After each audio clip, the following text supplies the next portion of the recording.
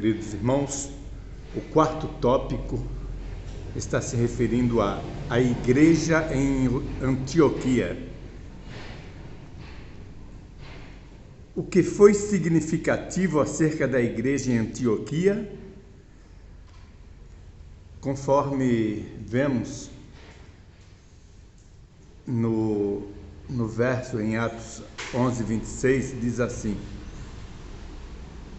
em Antioquia foram os discípulos pela primeira vez chamados cristãos. Interessante, falando de Antioquia, segundo os relatos que nós temos, Antioquia foi a primeira igreja fundada fora do judaísmo, igreja já nos domínios, dos gentios, em Antioquia. E ela se tornou-se uma igreja muito próspera. Mas o importante aqui, o que há de significativo nesta igreja, é que ali os discípulos foram pela primeira vez chamados cristãos.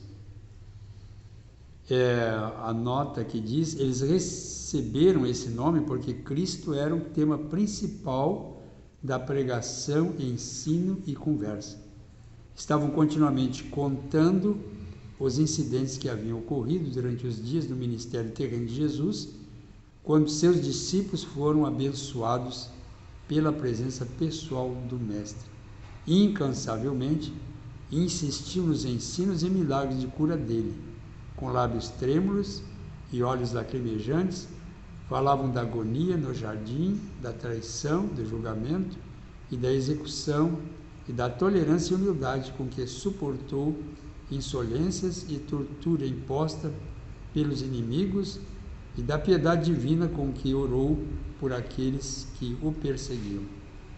Então, irmãos, nós vemos aqui que de tanto os cristãos em Antioquia, que até então não tinham esse nome, de tanto falar de Jesus, de tanto se assemelhar com o Mestre, então as multidões, o povo daquela cidade, então colocou neles o nome de cristãos, E aqui diz a nota, concluindo, foi Deus quem deu a eles o nome de cristãos. É um nome real, dado a todos que se unem a Cristo. Então esse foi um dos grandes testemunhos daquela igreja, Exato. Que deixou essa marca e deixou esse registro tão importante na história sagrada, Que em Antioquia os discípulos pela primeira vez receberam o nome de cristãos. Eu vou lhe fazer uma pergunta de cunho pessoal. Ali era uma igreja onde já existiam gentios? Eu creio que não, irmão? Não, em Antioquia era uma igreja localizada em território gentil.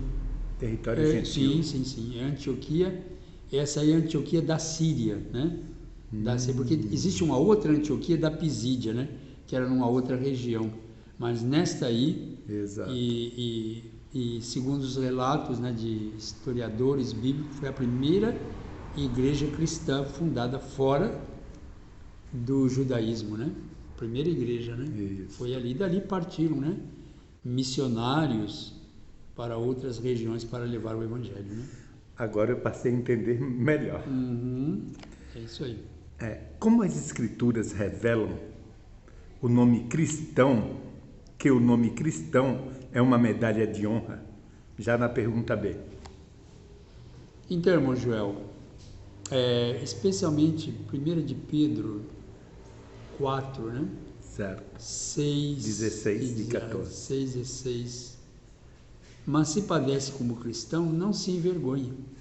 Antes glorifique a Deus nesta parte. Se pelo nome de Cristo sois vituperados, bem-aventurados sois, porque sobre vós repousa o Espírito da glória de Deus. Então aqui quer dizer, irmão, que se alguém é perseguido, é preso por amor da Cristo, ele não deve se envergonhar.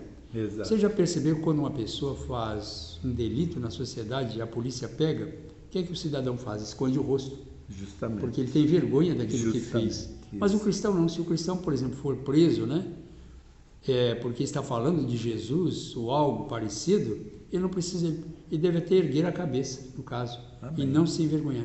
Quer dizer, esse comportamento, pelo fato, de ele defender a honra de Cristo, é como uma medalha de honra para ele.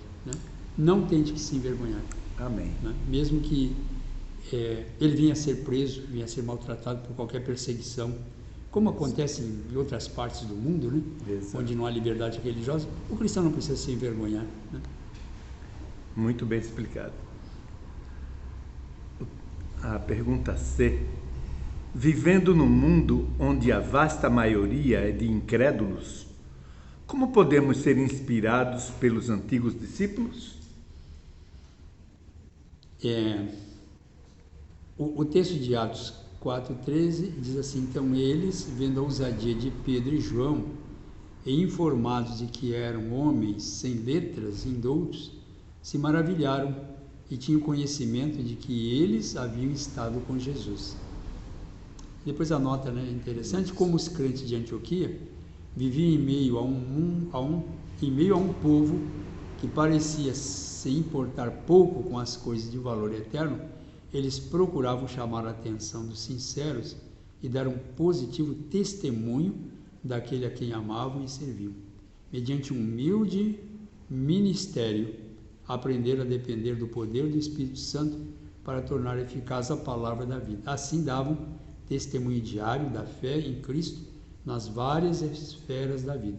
Então aqui nós vemos de que uma maneira que os crentes de Antioquia usaram para chamar a atenção daqueles que tinham pouco interesse pela religião era a sua maneira de viver. Exato. E eles percebendo que eles precisavam de um poder, o poder do Espírito Santo na vida deles para poder atrair a atenção do mundo. Amém. Então, desta forma também, irmão Joel, assim também terá que ser conosco hoje, né?